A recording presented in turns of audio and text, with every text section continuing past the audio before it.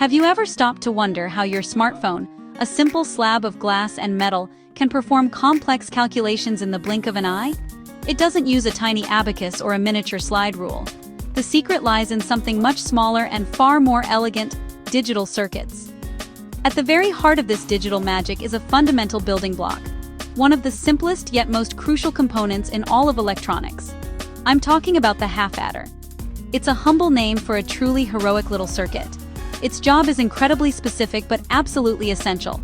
It adds two single binary digits, or bits, together. It's the first step on the ladder of digital arithmetic. So, what exactly is a half-adder? Imagine you're trying to teach a rock how to do math. It sounds impossible, right? But that's essentially what early computer scientists did. They figured out how to use electricity to represent numbers, and then built circuits to manipulate that electricity. A half-adder is a digital logic circuit designed to perform the addition of two single bits.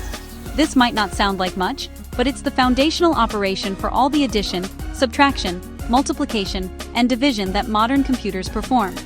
Think of it as the first letter of the alphabet for digital computation.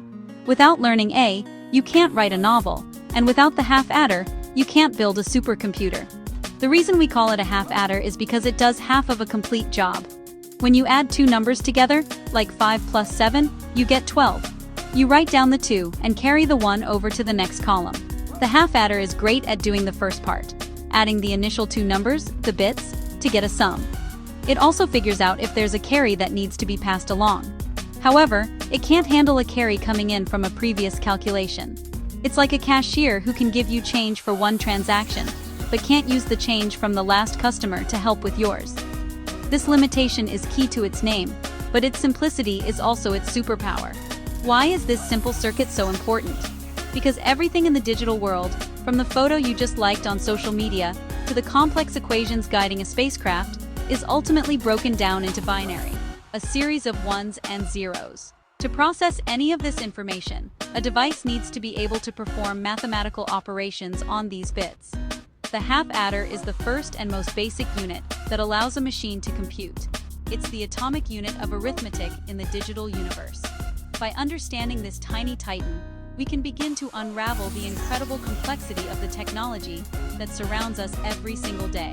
It's a beautiful example of how massive, complex systems are built from incredibly simple, elegant principles.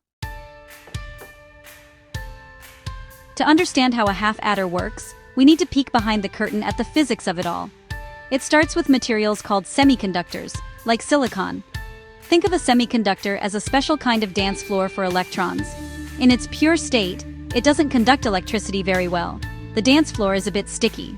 But by adding specific impurities, a process called doping, we can create areas that either have extra, free-moving electrons, called N-type, or holes where electrons are missing, called P-type. This sets the stage for a controlled flow of electricity.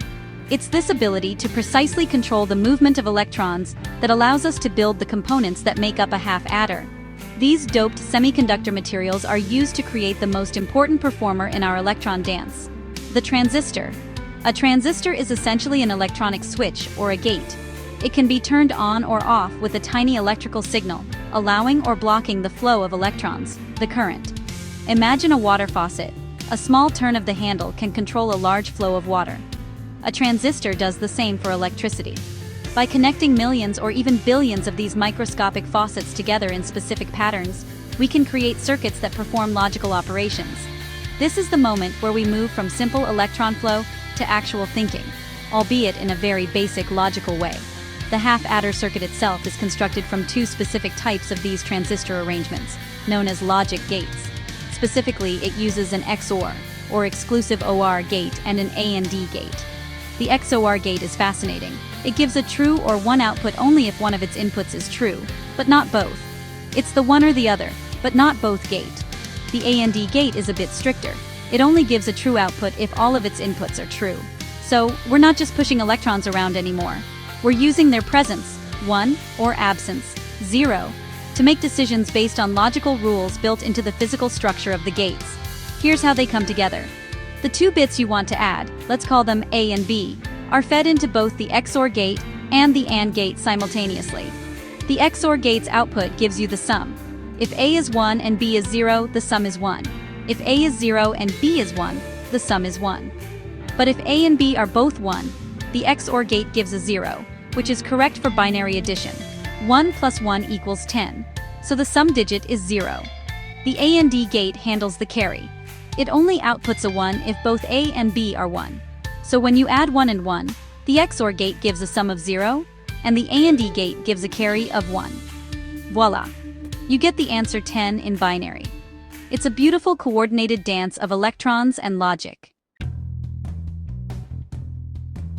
Let's break down the binary addition with a half adder even more clearly. Computers only speak in bits, which are either 0 off or 1 on. When a half adder is tasked with adding, it looks at 4 possible scenarios for its 2 inputs, A and B. Scenario 1, 0 plus 0. This is easy. The XOR gate outputs a 0, sum equals 0, and the A and D gate outputs a 0, carry equals 0. The total answer is 0. Scenario 2, 1 plus 0. The XOR gate sees that only one input is a 1, so it outputs a 1, sum equals 1. The A and D gate sees that not both inputs are 1, so it outputs a 0, carry equals 0. The answer is 1. The same thing happens for 0 plus 1. The most interesting case is the fourth scenario, 1 plus 1. In our decimal system, 1 plus 1 equals 2. In binary, the number 2 is written as 10. This is where the 2 outputs of the half adder shine. When both inputs A and B are 1, the XOR gate, which only likes one or the other, outputs a 0. This is our sum bit. Meanwhile, the A and D gate, which is very happy that both inputs are 1, outputs a 1. This is our carry bit. So the half adder gives us a sum of 0 and a carry of 1. Put them together, and you get the binary result 10. It has successfully performed the most basic form of multi-digit arithmetic. Now, let's zoom out from the bits and see the magic in action. Your calculator is a perfect example. When you type in 128 plus 256, the calculator's processor doesn't see those numbers. It sees their binary equivalents, 100000000 and 100000000. To add them, it uses circuits built from adders. It starts on the rightmost bit, using a half adder for the very first column. For all subsequent columns, it uses a slightly more advanced circuit called a full adder, which is essentially 2 half adders and an OR gate, designed to handle the carry-in from the previous step. This chain of adders ripples through the calculation, producing the final binary sum, which is then converted back to the decimal number you see on the screen. This fundamental process is at work everywhere.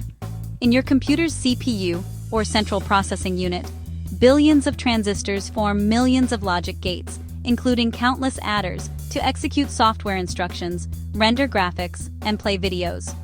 In the embedded system that controls your car's engine, adders are constantly calculating fuel-to-air ratios. Even in advanced robotics, adders are used for calculating joint angles and trajectories.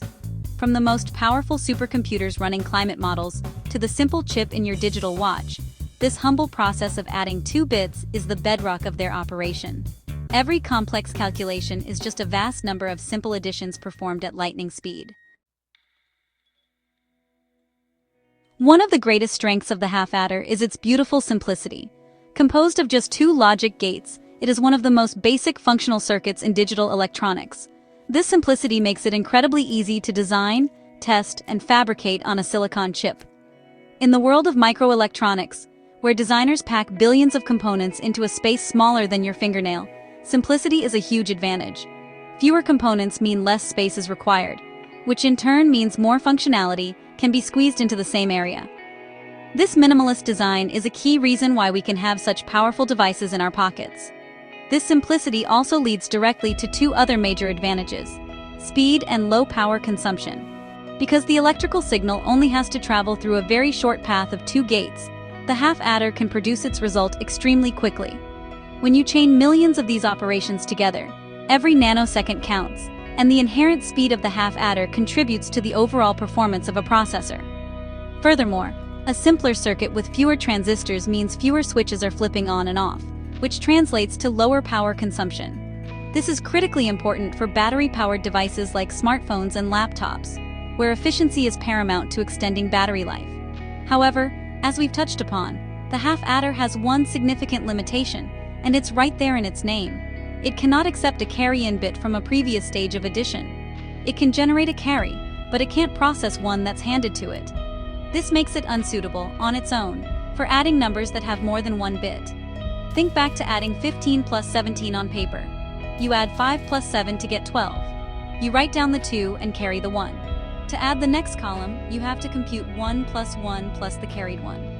A half adder could do the 5 plus 7 part, but it would have no way to handle that carried 1 in the next step. This is where the full adder comes in. A full adder is the next step up, a slightly more complex circuit that has 3 inputs, A, B, and a carry-in. It can handle all parts of a multi-digit addition. But here's the cool part. You can build a full adder using 2 half adders and an OR gate. So the half adder isn't made obsolete by its limitation. It remains the fundamental building block. It's a testament to brilliant engineering that even with its one flaw, the half adder serves as the essential foundational component upon which all complex digital arithmetic is built. It's the simple, speedy, and efficient little engine that could and does power our entire digital world.